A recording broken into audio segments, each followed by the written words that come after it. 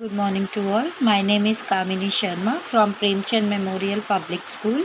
Today I explain in the chapter 11 of class 5th of science subject. The name of the chapter is Air and Water. So the learning objective of this chapter are, in this chapter we explain the importance of the atmosphere. Second, we cover about the various layers of the atmosphere, then demonstrate the properties of the air, distinguish between soluble and the insoluble impurities, then suggest the various method by which the impurities can be removed from the water, and at last describe the process of the water purification. Our first topic is air. So what is air? We all know that air is all around us. It has the following uses. बेटा अगर हम लोग बात करें, हम सबको पता है कि हमारे अराउंड एयर है, और जो एयर है वो बहुत सारे पर्पसेस के लिए यूज़ की जाती है. उसमें से सबसे फर्स्ट है कि जितने भी लिविंग थिंग्स है, अगर उनको ब्रीथ करना है तो ब्रीथ करने के लिए क्या चाहिए?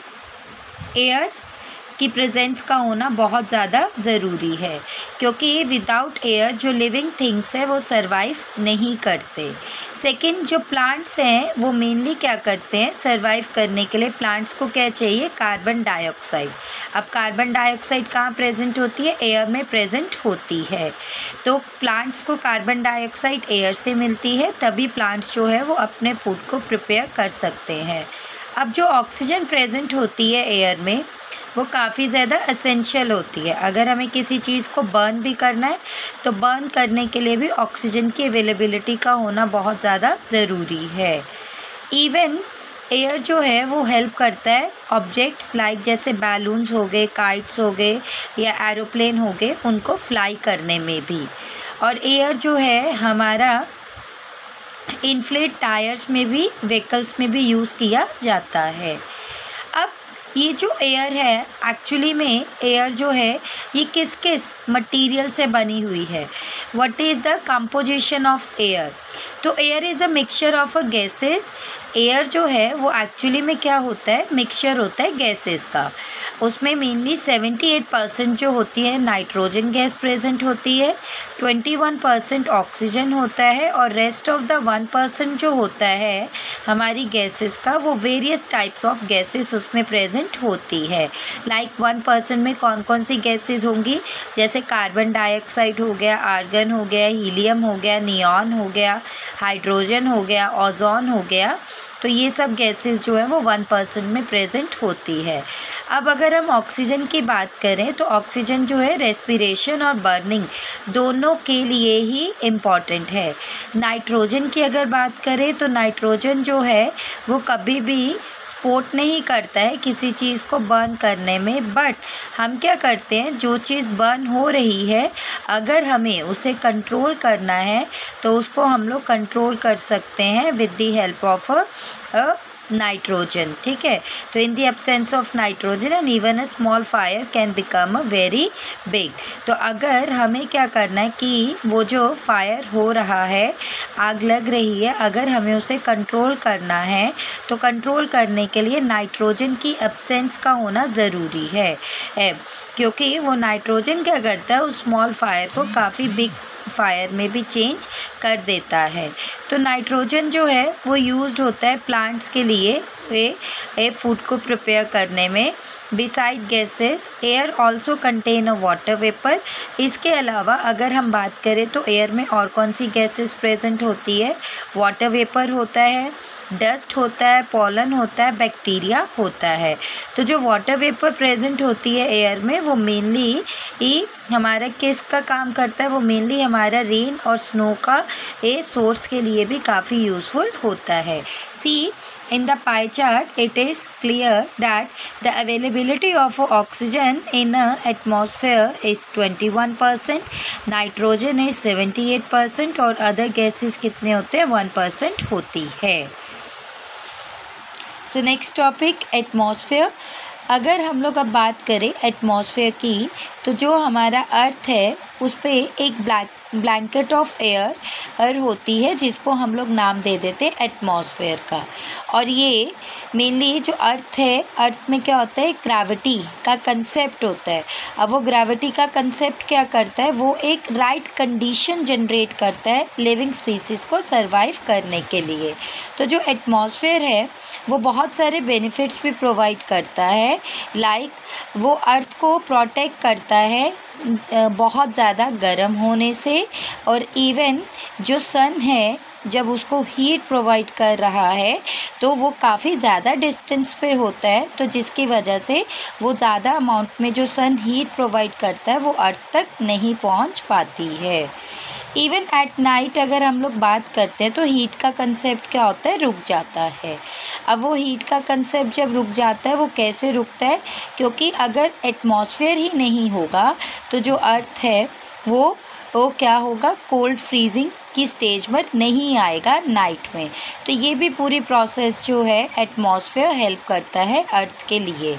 देन ओजोन लेयर जो एटमॉस्फेयर पर होती है ये मेनली हार्मफुल अल्ट्रावायलेट रेडिएशन से, अल्ट्रावायलेट रेडिएशंस कहाँ से आती है, सन से आती है, और वो अल्ट्रावायलेट रेडिएशन हमारे स्किन के लिए काफ़ी हार्मफुल होती है। तो एटमॉस्फेयर इस हार्मफुल अल्ट्रावायलेट रेडिएशन से भी ये हमें बचाता है।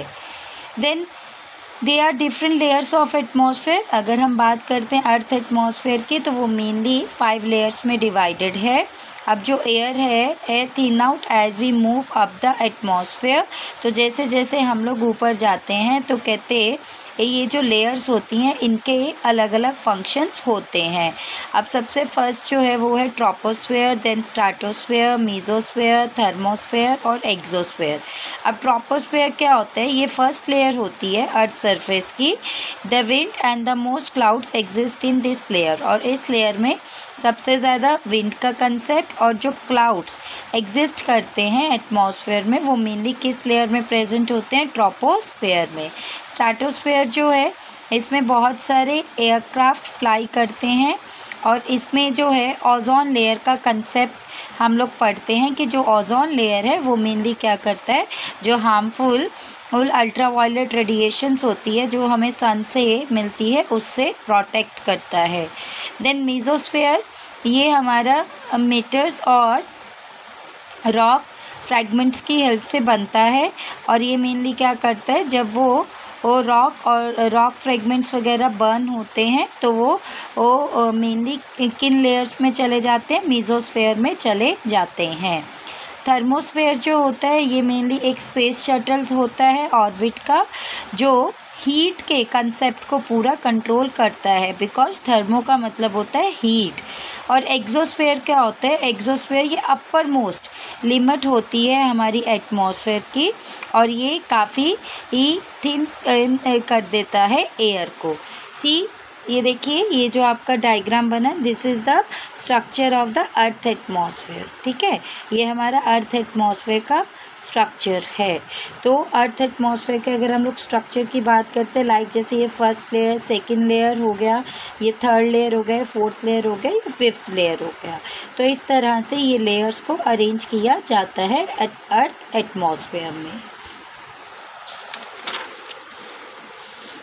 Next topic, properties of air. अब एयर की क्या प्रॉपर्टीज़ होती है, प्रॉपर्टीज़ का मतलब उसकी विशेषताएं।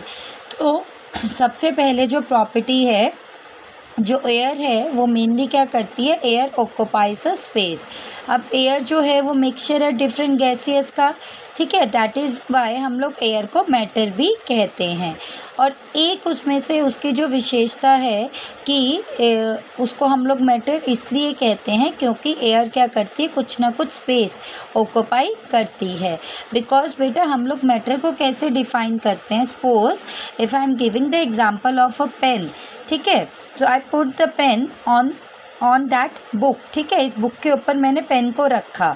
जब मैंने इस पेन को रखा इस बुक के ऊपर, तो उस पेन ने क्या किया, स्पेस ऑक्यूपाई की।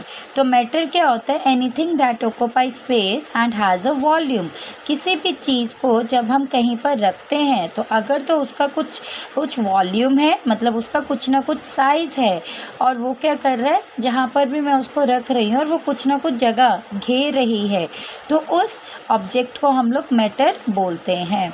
तो सेम जो एयर है इसको भी हम लोग मैटर कंसीडर करते हैं। Then next property is air has a mass. अगर मैं बात करती हूँ कि मास का कंसेप्ट एयर के साथ, तो एयर जो होती है उसका मास भी होता है, बिकॉज ऑलरेडी हमने अभी पढ़ा कि एयर क्या है, मैटर है। So another property of matter is that it has a mass. Matter की ही एक विशेषता होती है, अगर कोई भी एक ऑब्जेक्ट मैटर है तो वो मैटर का क्या होगा, मास भी होगा। So air should also have a mass. अब एयर का भी क्या है, मास होता है। देखो अब इस एक्टिविटी के थ्रू हमने उसको एक्सप्लेन किया है। जैसे सपोज किया to show that air has a mass, कि एयर में मास होता है या नहीं होता, हमने क्या किया, a ruler, two balloons and 3 threads of a equal length ले लिया। हमने एक रूलर ले लिया, 2 बैलून्स ले लिए और 3 थ्रेड्स लिए, और वो इक्वल लेंथ के थे, ठीक है। अब इसको हमने सबसे पहले कैसे किया, we have to hang the ruler from the middle using a thread. हम वो जो रूलर है उसको सेंटर में रख देंगे और दोनों साइड पे हमने क्या किया, थ्रेड लगा दिया, ठीक है। The 2 inflated balloons of the same size on the ruler, 1 balloon on each end. अब वो जो हमने थ्रेड लगाया दोनों साइड पे, तो हमने क्या किया, इन्फ्लेटेड बैलून लिए और उन दोनों इन्फ्लेटेड बैलून को दोनों ही एंड पॉइंट्स पे बांध दिया। So you will notice that the 2 sides of the ruler are perfectly balanced. अब दोनों साइड में अगर हम एक जैसा ही वेट का ऑब्जेक्ट बांधेंगे तो नो डाउट उसका जो वेट होगा वो एग्जैक्टली बैलेंस होगा। Now puncture one of the balloon, what do you absorb. अब आप क्या करो, उनमें से एक जो बैलून है उसको आपने सपोज किया कोई पिन लगा दी या उसको आपने निकाल दिया, तो क्या रिजल्ट होगा, the side of the ruler with the punched balloon will go up. अब जिसको आपने फाड़ दिया, ठीक है, जिसको आपने पॉइंट कर दिया, अब वहाँ का वेट तो वो एक किस्म से ख़त्म ही हो गया, तो वो वाली साइड क्या होगी, ऊपर को चले जाएगी। तो इससे बेटा ये ऑब्जर्वेशन हमें होती है, हम लोगों को ये हम लोग कंक्लूड करते हैं कि जो बैलून फिल था एक गैस के साथ उसका मास क्या था, ज़्यादा था as comparison to the punched balloon के। तो इससे ये भी पता चलता है कि जब एयर की प्रेजेंस होगी इन्फ्लेटेड बैलून में तो वो क्या करेगा, उसका वेट और ज़्यादा कर देगा। तो इस तरह से जो एयर है वो मास की प्रॉपर्टी को भी शो करते हैं। देन नेक्स्ट प्रॉपर्टी जो एयर की है वो क्या होती है, एयर एक्सर्ट्स अ प्रेशर। अब जो एयर है हमें पता है कि air is a mixture of gases. Air जो है वो गैसेस का मिक्सचर है, इसलिए वो जो गैसेस में क्या होंगे, मॉलिक्यूल्स भी प्रेजेंट होंगे, और वो जो मॉलिक्यूल्स है वो कंटिन्यूसली मूव करते हैं। अब जब वो मूव करते हैं तो मूव करने के लिए एक पर्टिकुलर डायरेक्शन नहीं होती, वो ऑल ओवर जितनी डायरेक्शंस है उन सब डायरेक्शंस में मूव करते हैं। तो इस तरह से वो जो मूविंग थिंग्स होती है वो मेनली क्या करते हैं, उन पे प्रेशर एक्सर्ट हो जाता है, प्रेशर लग जाता है। तो जिसकी वजह से वो जो एयर है वो even mixture of different gases होती है, तो उन गैसेस के पार्टिकल्स को मूव करने के लिए प्रेशर का कंसेप्ट आता है। Let's see with the activity. अब इसको भी हम एक एक्टिविटी से पढ़ते हैं कि कैसे जो एयर है प्रेशर को एक्सर्ट करती है। इसमें सिंपली हमने क्या किया, एक ग्लास लिया और एक थिक कार्डबोर्ड ले लिया। अब हमने फिल कर दिया उसको वाटर के साथ ग्लास को, और फिर मैंने क्या किया, उसको brim to the brim making a sure that no space is left. अब उस गिलास को मैंने पानी से इस तरह से भर दिया कि मुझे एग्जैक्टली ये देखना है कि गिलास जो है वो बिल्कुल भी खाली ना रहे। फिर उसके बाद बेटा हमने क्या किया, कार्डबोर्ड जो है उस ग्लास के ऊपर रखा और फिर हमने उस ग्लास को क्या कर दिया, इवन उल्टा रख दिया, ठीक है, और उसके ऊपर हमने अपने हाथ को रख दिया। तो gently move your hand away. अब थोड़ी देर बाद बोला कि अपने हाथ को हटा दो। तो हमने क्या देखा, इससे रिजल्ट क्या होगा, you will see that the cardboard remains in the place and the water does not fall. तो कहते जो कार्डबोर्ड है वो तो एज सच वहीं का वहीं रहा, जहाँ पर हमने रखा था वो उसने अपनी पोजीशन नहीं चेंज की, और जो वाटर है वो भी क्या हुआ, नहीं गिरा। तो इससे जो कार्डबोर्ड है वो मेनली क्या कर रहा था, पुश कर रहा था उस वाटर को, ठीक है, उसने पुश किया। और ग्लास के अंडर जो है एयर का कंसेप्ट था, तो जिसकी वजह से वो जो प्रेशर है उसने कार्डबोर्ड और ग्लास के बीच में एक इंटरकनेक्शन बना कर रखा। तो इस तरह से प्रेशर का कंसेप्ट जो है एयर में एग्जर्ट हो गया। Now how is air pressure useful. अब अगर हम लोग बात करते हैं, हमने इवन एक प्रॉपर्टी पढ़ी कि जो एयर है उसमें क्या होता है, प्रेशर भी प्रेजेंट होता है, एयर एग्जर्ट करती है प्रेशर को। अब वो कैसे यूज़फुल होता है, अब जो एयर प्रेशर होता है वो मेनली हेल्प करता है, जैसे सपोज़ हम लोगों ने जूस ड्रिंक करना है with the help of straw, तो अगर प्रेशर एग्जर्ट होगा एयर में तो हम लोग ईज़िली उस चीज़ को सक कर सकते हैं, ठीक है, हम पी सकते हैं। And when we put a straw in a glass of a juice, the juice rises in the straw to the same level as in the glass. जैसे अगर हम लोग वो जो जूस के गिलास में स्ट्रॉ को रखते हैं, तो जैसे ही मैं उस जूस को पीना स्टार्ट करूँगी तो वो स्ट्रॉ क्या करेगा, उसका जो लेवल है जूस का पीने का वो ऊपर आना स्टार्ट हो जाएगा और मैं ईज़िली उसको पी लूँगी। तो इस तरह से जो एयर प्रेशर है वो मेनली क्या करेगा, जूस जो हमारा गिलास के अंदर है और जिसको मैं स्ट्रॉ के साथ पीने की कोशिश कर रही हूँ वो ईज़िली मैं पी सकूँगी। इस तरह से जो लेवल है जूस का वो गिलास के बीच में क्या होगा, कम हो जाएगा जब मैं उसको स्ट्रॉ के साथ पीना स्टार्ट कर दूँगी, क्योंकि स्ट्रॉ के साथ वो पार्टिकल्स क्या होंगे जूस के, वो स्ट्राइक करेंगे और फिर एयर जो है वो ब्लो करेगी स्ट्रॉ में, और जिसकी वजह से जो प्रेशर है इनसाइड द स्ट्रॉ वो रिड्यूस हो जाएगा। और जैसे ही आउटसाइड रेट अगर एयर की हम लोग बात करते हैं तो वहाँ पर प्रेशर का कंसेप्ट ज़्यादा है, तो जिसकी वजह से जब मैं उसको इनहेल करने की कोशिश करूँगी तो जो जूस है वो मेनली क्या करेगा, स्ट्रॉ की हेल्प से ऊपर आ जाएगा और मेरे माउथ में आ जाएगा। तो इस तरह से जो एयर है वो प्रेशर को एग्जर्ट करती है। इवन एक मेडिसिन ड्रॉप पर भी जो है वो भी सेम इसी प्रिंसिपल पर काम करता है।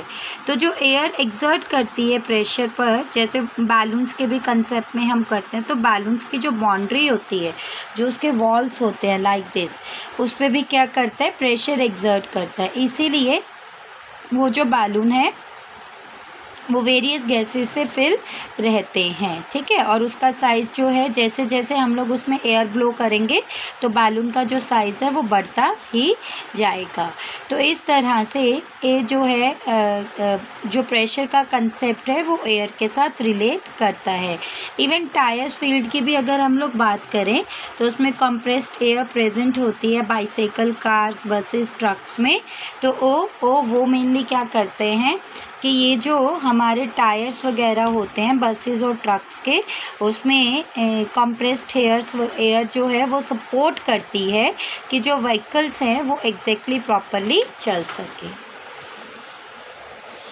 Air is needed for a burning. अब अगर हम लोग बात करते हैं, इवन हमने स्टार्टिंग में भी पढ़ा कि अगर हमें किसी चीज़ को बर्न करना है तो बर्न करने के लिए भी हमें क्या चाहिए, एयर चाहिए। तो एयर जो है वो क्यों चाहिए होती है किसी चीज़ को बर्न करने के लिए, क्योंकि एयर में क्या होता है, ऑक्सीजन प्रेजेंट होता है। तो जब हमने किसी भी चीज़ को बर्न करना है या इवन फायर भी करना है तो उसके लिए हमें ऑक्सीजन चाहिए। So without air there would be no oxygen. और अगर हम एयर की एब्सेंस में ये चीज़ करना चाहें तो बेटा ऑक्सीजन प्रेजेंट ही नहीं है तो हम लोग फायर ही नहीं लगा सकेंगे। नाउ सी द एक्टिविटी, आपकी एक्टिविटी दी है, आपने क्या किया, हमने एक गिलास ले लिया, कैंडल ले ली और मैच बॉक्स ले ली। अब उसके बाद हमने उस कैंडल को जला दिया। अब जलाने के बाद एक कैंडल को हमने क्या किया, गिलास के साथ कवर कर दिया और एक कैंडल को मैंने वैसे ही रख दिया। अब कहते हैं वो जो कैंडल हमने जिसके ऊपर ग्लास के साथ कवर किया था वो क्या होगी, ऑफ हो जाएगी, वो बंद हो जाएगी बहुत जल्दी। ऐसा क्यों हुआ, क्योंकि उस केस में जो ऑक्सीजन की सप्लाई थी वो लिमिटेड होगी। ऑक्सीजन की सप्लाई लिमिटेड इसलिए होगी क्योंकि वहाँ पर एयर की सप्लाई लिमिटेड हो गई थी। तो जिस वजह से वो जो कैंडल हमने गिलास के नीचे रखी थी, जिसको जलाकर हमने रखा था, वो क्या हो जाएगी, फ्यूज़ हो जाएगी। ठीक है, वो हमारी बिल्कुल बुझ जाएगी। ठीक है, कैंडल ऑफ हो जाएगी। तो इससे ये भी पता चलता है कि एयर जो है बर्निंग के कंसेप्ट में भी काफ़ी ज़्यादा यूज़फुल होती है। Then next topic, water. जैसे एयर का कंसेप्ट हमने पढ़ा कि एयर जो है वो काफ़ी ज़्यादा इम्पॉर्टेंट है, सेम वाटर भी जो है ये काफ़ी इम्पॉर्टेंट कंसेप्ट है हमारे अर्थ के लिए और इवन हमें सरवाइव करने के लिए। जितने भी प्लांट्स और एनिमल्स हैं, अगर हमें सरवाइव करना है तो उसके लिए हमें क्या चाहिए, वाटर भी चाहिए। हमारी जो बॉडी है उसको वाटर भी प्रॉपरली मिलना चाहिए। क्यों, जब वाटर की अवेलेबिलिटी भी प्रॉपर होगी हमारी बॉडी में, तभी हम लोग वेरियस एक्टिविटीज़ को परफॉर्म कर सकते हैं। इवन वाटर जो है वो वेरियस एक्टिविटीज़ के लिए भी यूज़फुल होता है, सच एज ड्रिंकिंग के पर्पज़ के लिए हम उसको यूज़ करते हैं, कुकिंग, वॉशिंग, इरिगेटिंग, फार्मिंग। ठीक है, किसान भी उनको यूज़ करते हैं। तो इस तरह से ये जो पावर होती है, सप्लाई ऑफ द वाटर, ये मेनली क्या करता है, इलेक्ट्रिसिटी के कंसेप्ट में भी यूज़ होता है। ठीक है, हम लोग वाटर की हेल्प से इलेक्ट्रिसिटी भी जनरेट कर सकते हैं। तो वाटर जो है लगभग, अगर हम लोग बात करते हैं अपने अर्थ सरफेस की, तो हमारा अर्थ सरफेस में 75% जो है अर्थ किससे कवर है, वाटर से कवर है, ओशन, रिवर्स और लेक से। However, a very little of this water is a fit for a use. तो अब इनमें से ये जो 75% हमारा अर्थ जो है वाटर से कवर है, उनमें से कुछ ही परसेंट जो वाटर होता है हमारे लिए यूज़फुल होता है, लाइक जैसे रिवर्स का, लेक्स का, वेल्स का। ठीक है, और रिजर्वर्स का, रेन वाटर का, ये मेनली जो है मेन सोर्स होते हैं हमारे वाटर के, जो वाटर की अवेलेबिलिटी अर्थ में मेंटेन करते हैं। अब ये जो वाटर है, ये जो सोर्सेज हैं, नो डाउट अब ये जो सोर्सेज होते हैं ये प्योरेस्ट फॉर्म भी नहीं होते। वो प्योरेस्ट फॉर्म क्यों नहीं होते, क्योंकि जब हम लोग रेनफॉल की बात करते हैं तो उसमें कई तरह की इम्प्योरिटीज़ और कई तरह के सब्सटेंसेस भी वाटर के साथ मिक्स होते हैं रेन वाटर में, तो वो इम्प्योर वाटर होता है। अब वो जो इम्प्योर वाटर होता है, उस इम्प्योर वाटर को हमने किस में चेंज करना होता है, प्योर वाटर में। नो डाउट वो इम्प्योर को प्योर करने के लिए बेटा बहुत सारे मेथड्स हम लोग यूज़ करते हैं, बट सबसे पहले आपको ये पता होना चाहिए कि वो जो सब्सटेंस प्रेजेंट होते हैं वाटर में, जो उसको इम्प्योर करते हैं, उनको हम लोग इम्प्योरिटीज़ बोलते हैं। To make a water fit for the human use, अब अगर उसी इम्प्योर वाटर को ह्यूमन बीइंग को यूज़ करना है अपनी डेली लाइफ में, तो उसमें हमें क्या करना होगा, firstly we have to remove all the impurities present in the water. हमें सबसे पहले क्या है, हमें वो जो वाटर में इम्प्योरिटीज़ प्रेजेंट है उनको रिमूव करना है। Now how I can remove the impurities, अब उसी चीज़ को हम लोग डिटेल में पढ़ेंगे। There are 2 types of impurities found in a water. अगर हम लोग बात करते हैं तो वाटर में मेनली 2 तरह की इम्प्योरिटीज़ पाई जाती हैं, soluble impurities and insoluble impurities. अब जो इम्प्योरिटीज़ जो तो कम्प्लीटली डिज़ोल्व हो जाती है वाटर के साथ, उसको हम लोग कहते हैं सॉल्युबल। जैसे suppose take the example of a salt. Salt को अगर हम लोग पानी में ऐड करें तो वो पूरी तरह से मिक्स हो जाता है। और the impurities that do not dissolve in a water are called insoluble impurities. और दूसरे साइड इनसॉल्युबल इम्प्योरिटीज़ कौन सी होती है, लाइक जिसको जब हमने वाटर में ऐड किया तो ऐड करने पर वो उसके साथ पूरी तरह से मिक्स नहीं हो रही, जैसे सैंड हो गया या चॉक पाउडर हो गया, ये हमारे इनसॉल्युबल इम्प्योरिटीज़ की एग्जाम्पल है। अब इनसॉल्युबल इम्प्योरिटीज़ को हम लोगों को रिमूव करना है। वो रिमूव क्यों करना है, क्योंकि ये जो इनसॉल्युबल इम्प्योरिटीज़ होती हैं इसमें कई तरह के जर्म्स भी प्रेजेंट होते हैं। तो अगर हम वाटर को प्योर ना कर ऐसे ही इम्प्योर वाटर को यूज़ कर लें तो वो हमारे हेल्थ के लिए काफ़ी हार्मफुल भी होता है। अब ये इनसॉल्युबल इम्प्योरिटीज़ को हम लोग कैसे रिमूव कर सकते हैं?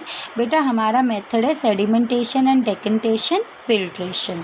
सेडिमेंटेशन और डेकेंटेशन क्या मेथड होता है? इसमें मेनली जो हमारे इनसॉल्युबल सॉलिड इम्प्योरिटीज़ होती हैं वो जब हम इस टेक्निक को यूज़ करते हैं तो वो ईज़िली सेपरेट हो जाते हैं।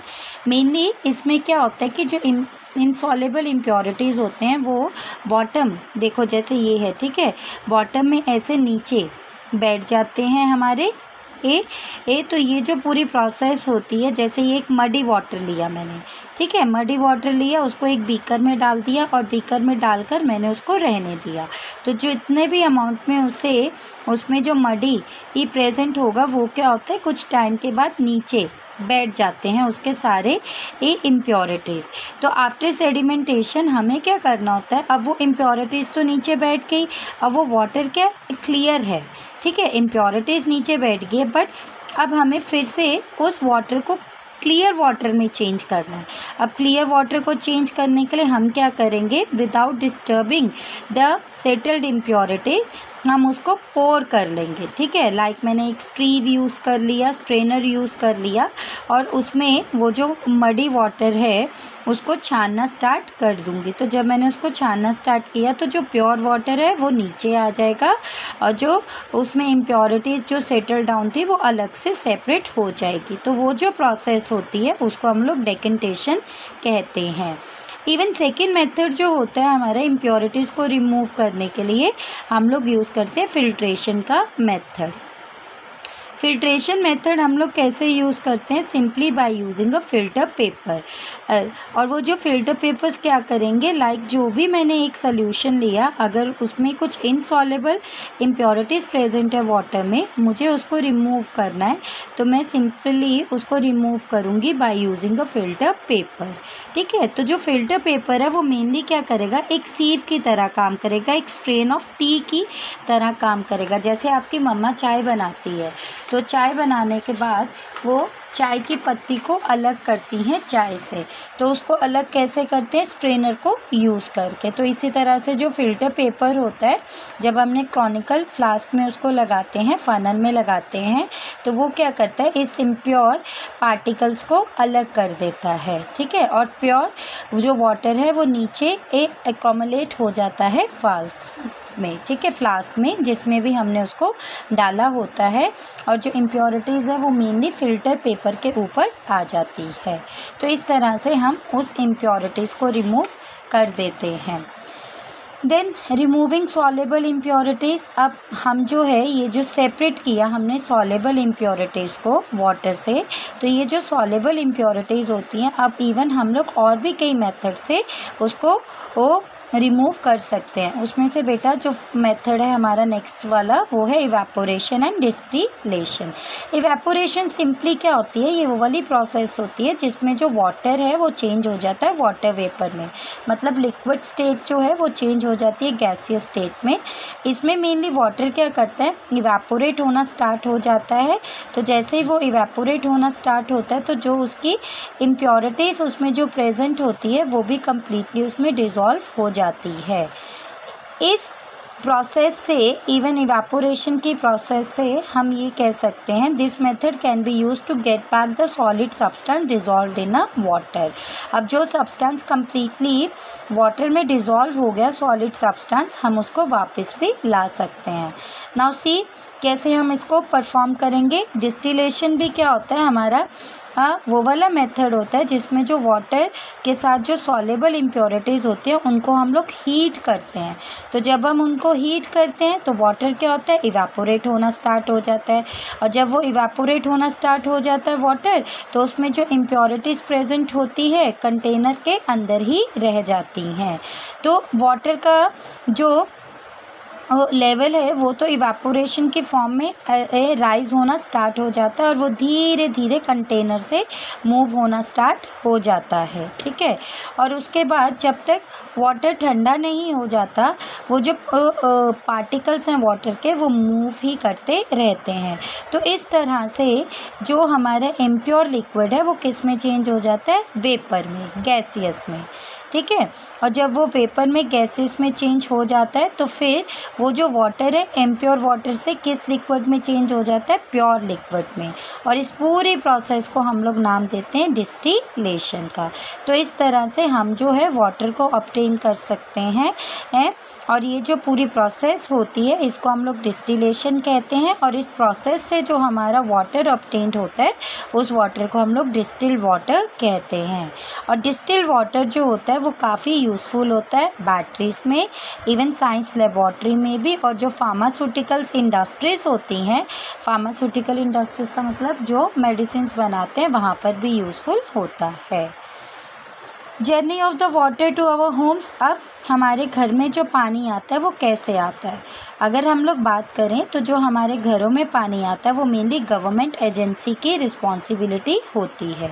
जो म्यूनसिपैलिटीज़ होती है, जो म्यूनसिपल कॉरपोरेशन होता है वो वाटर को सप्लाई करता है। बट घरों में पानी को सप्लाई करने से पहले बेटा वो एजेंसी क्या करती है, वो चेक करती है कि जो वाटर वो सप्लाई कर रहे हैं वो इवन ह्यूमन कंजम्पशन के लिए यूज़फुल हो और उसमें किसी भी तरह की इम्प्योरिटीज़ या जर्म्स वगैरह प्रेजेंट ना हो।